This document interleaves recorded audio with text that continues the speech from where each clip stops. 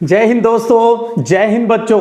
बड़ी खुशी की बात है, आप सबका एग्जाम फेस्टिवल का सफर है वो बहुत ही शानदार है, वो चल रहा है। बस इस सफर को अब रुकने नहीं देना है, इस बात का ध्यान रखिएगा। देखिएगा, अगर बड़ी बड़ी बात करूं तो 19 तारीख से ही तो हमने पेपर स्टार्ट है वो किया था, एग्जाम फेस्टिवल है उसका एंजॉय करना स्टार्ट किया था। 7-8 दिन हुए हैं और देखिएगा किस प्रकार की एक प्यारी सी स्टडी हैबिट है वो हमारे अंदर डेवलप है, वो हो गई है। आज बात इसलिए कर रहा हूं क्योंकि अब बोर्ड के एग्जाम फेस्टिवल का आगे का जो सफर है उसके अंदर बीच बीच में लंबे गैप है वो आपको देखने को मिलेंगे। अभी 2 दिन बाद हिस्ट्री का पेपर होना है, फिर उसके 10 दिन बाद पॉलिटिकल साइंस का पेपर होना है। और जिन बच्चों के पास पॉलिटिकल नहीं है, हिस्ट्री और हिंदी लिटरेचर है, तो उनका एग्जाम तो 10 अप्रैल को होना है, तो बीच का गैप काफी ज्यादा है। तो कई बार बच्चे ये सोचते हैं उस खरगोश की तरह, भैया बस आराम से कर लेंगे, इतनी दिन की छुट्टी है और सब कुछ कर लेंगे। और आपको पता है आज भी उस रेस में इस प्रकार की सोच वाले जो खरगोश हैं वो आज भी हारते हैं। आज भी जो कछुआ है वो जीतता है, सतत प्रयास जो करता रहता है, अपना जो सिस्टम है वो स्टडी का वो चेंज नहीं करता, वो आज भी जीतता है। इसलिए मैं हमेशा अपने विद्यार्थियों को कछुए कहता हूं, जिससे उसके अंदर एक सतत रूप से आगे बढ़ने की जो प्रेरणा है वो हमेशा उसके अंदर जागृत अवस्था में रहती है। अब तो अच्छे से अब आपको ये प्लान करना है भी पॉलिटिकल साइंस के अंदर अब आपको 10-12 दिन का जो टाइम मिल पा रहा है उसके अंदर आपको प्रिपरेशन कैसे करनी है।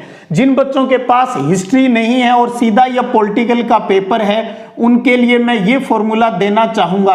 एक चीज बता दूं, ये मैं मेरी तरफ से कह रहा हूं, ये नहीं है भी आप 100% इसको फॉलो करें, आप अपने तरीके से इसमें चेंज ला सकते हो। आप जो तरीका चूज करोगे वो सबसे बेस्ट है। तो यहां मैं एक फॉर्मूला दे रहा हूं 6+3+3। इसमें मेरा बताने का मतलब है भी पहले जो 6 दिन है आपके पास, जिनको 12 दिन का समय मिल रहा है, इन 6 दिन के अंदर आपको बुक 1 और बुक 2 है वो अच्छे से पूरी करनी है। यानी पर डे आपको कम से कम 3 चैप्टर कोशिश करें, अगर 4 हो जाए तो एक आधा दिन पहले फिनिश हो जाएगा। 3 चैप्टर आपको रोज करने हैं। अब ध्यान रखिएगा 3 चैप्टर या 4 चैप्टर अगर आप करते हो, चैप्टर कम ज्यादा आप अपने हिसाब से देख लीजिएगा, 3 या 4 चैप्टर करते हो तो जैसे 4 करते हो तो 2 चैप्टर आपको बुक 1 का अच्छे से प्रिपेयर करना है और 2 आपको बुक 2 का। अगर आप इनमें से 2-2 नहीं कर पाते, एक में 2 एक में 1 कर पाते हो, तो अगले दिन जिस बुक का जो चैप्टर छूट गया है उसको आप साथ में कवर कीजिएगा। ये मैं अपना तरीका बता रहा हूं ताकि दोनों बुक है वो पैरेलल आपस में चलती रहे। अगर आप इसको फॉलो नहीं करते, एक ही बुक को चालू रखते हो, तो कोई बात नहीं, वो आपका तरीका जो आपको इजी महसूस हुए। अब बात ये आती है भी सर ये चीजें अब हम लास्ट टाइम में इन 10-12 दिन में है वो किस प्रकार से और कहां से पढ़ें। तो आपको कहूंगा, अगर मैं मेरी बात करूं तो मैं आपको सलाह दूंगा आप इसको बुक से रीड करें। जिन बच्चों के सपने बड़े हैं उनके लिए कहना चाहूंगा आप बुक पढ़ें। आप जो पासबुक पढ़ते हो ना उससे तो कहीं ज्यादा अच्छी है बुक।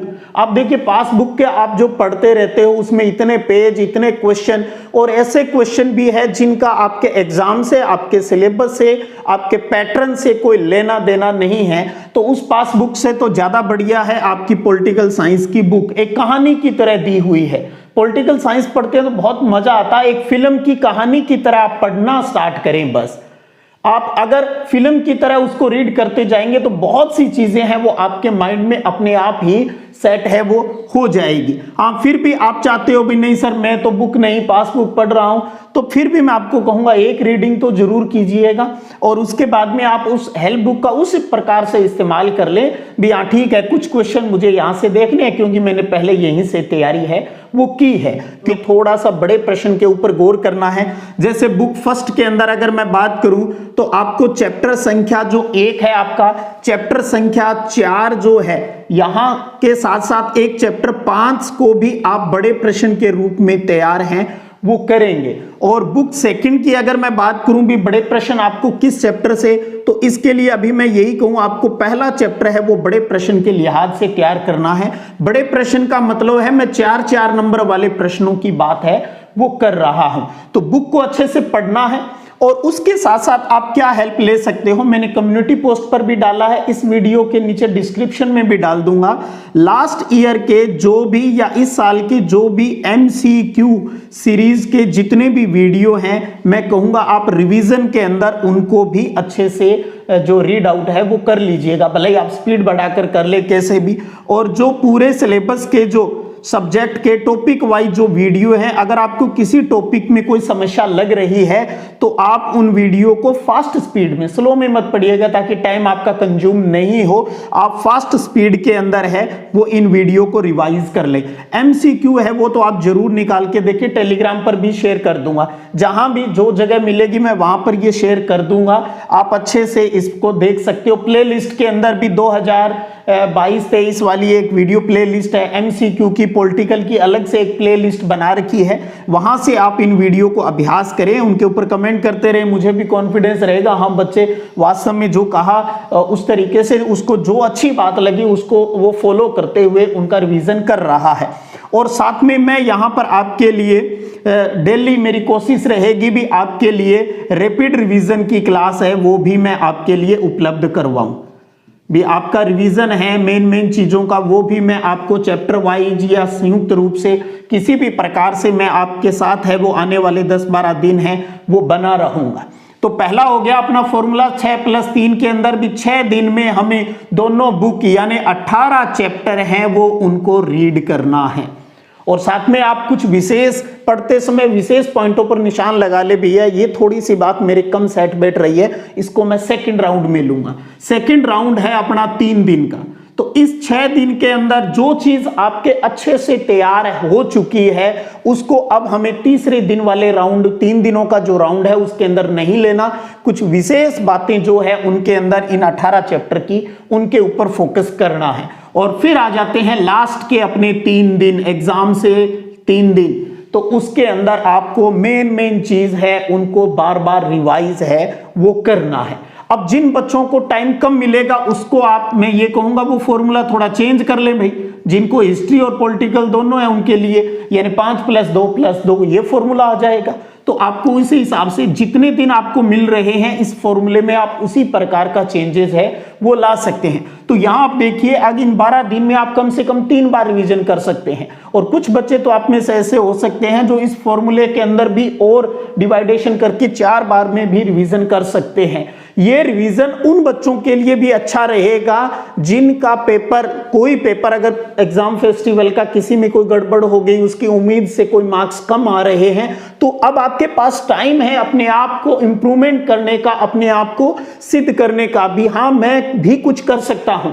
एक सब्जेक्ट के बेस्ट मार्क्स भी आपके ऑल ओवर मार्क्स बहुत बढ़ा देंगे, आपको बहुत खुशी है वो मिलेगी।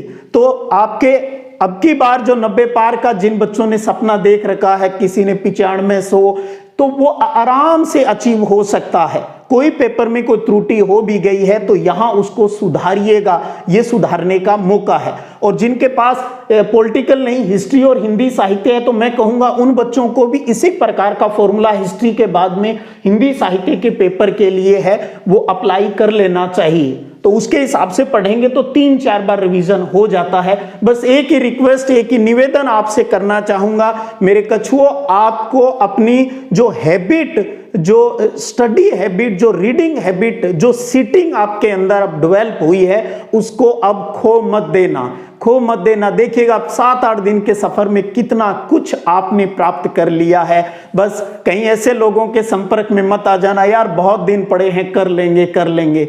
बस आप खरगोश को मत जीतने दीजिएगा, बस मेरे कछुए जीत जाएं, आपके सपने जीत जाएं, यही हमारे लिए सबसे बड़ी खुशी की बात होगी। जीत जाएंगे हम तू अगर संग है, जिंदगी हर कदम एक नई जंग है। बड़ी खुशी के साथ, बड़ी हैप्पीनेस के साथ आपको इस सफर को आगे बढ़ाना है। तो चलिएगा शाम से टॉपिक वाइज अपने फिर पॉलिटिकल साइंस के सफर को स्टार्ट करेंगे। आप इन बुक्स के साथ अपने MCQ सीरीज और वीडियो सेशन के माध्यम से अपना रिवीजन है वो स्टार्ट कर दीजिएगा। तो एक बार फिर बेस्ट विशेष, शाम को मिलते हैं, डेली अब अपने मिला करेंगे। जय हिंद, जय भारत।